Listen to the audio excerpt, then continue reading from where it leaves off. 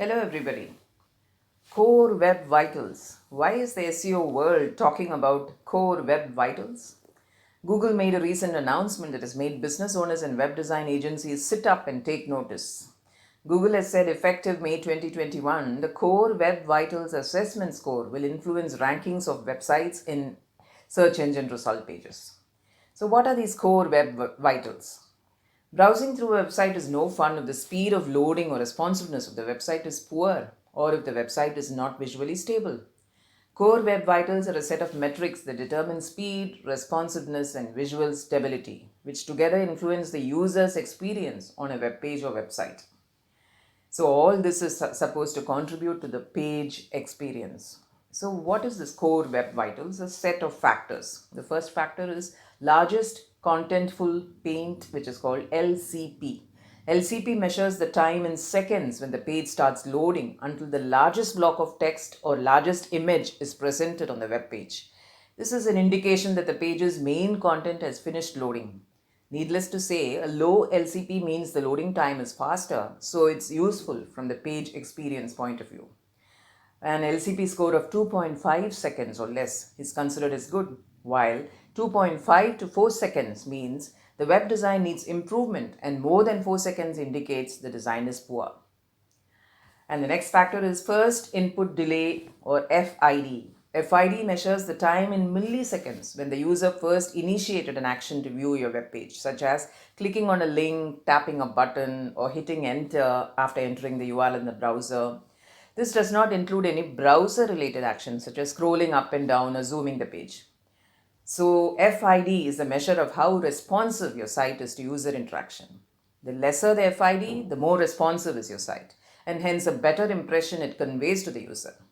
It also reassures the user that there is nothing wrong with his or her internet speed and that the page will load.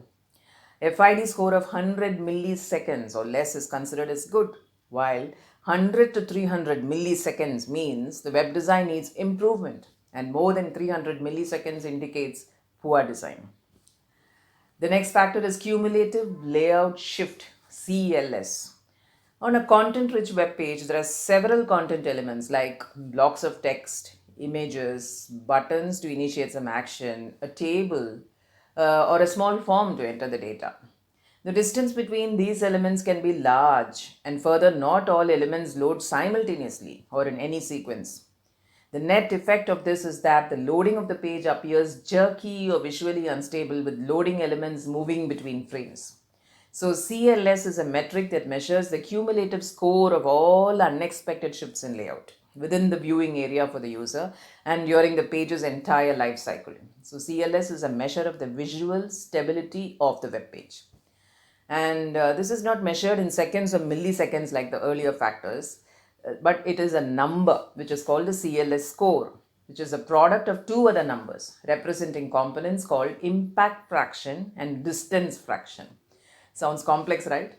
A FID score of 0.1 or less is considered as good, while 0.1 to 2.5 means the web design needs improvement and more than 0.25 indicates poor design. So why are these core web vitals important? It's good for your business, right? Web users love sites that load quickly. Businesses that present such an experience to its visitors are perceived as smart, tech savvy, and customer centric. And of course, this translates into more conversions or more revenue over time. And Google will assess you if all these factors are taken care of. As explained earlier, when the site is loading better, the user spends more time on the site and returns less often to the SERP page. This meets the user expectations and shows Google searches or Google in a very good light. These are indirect ranking factors and influence searcher behavior.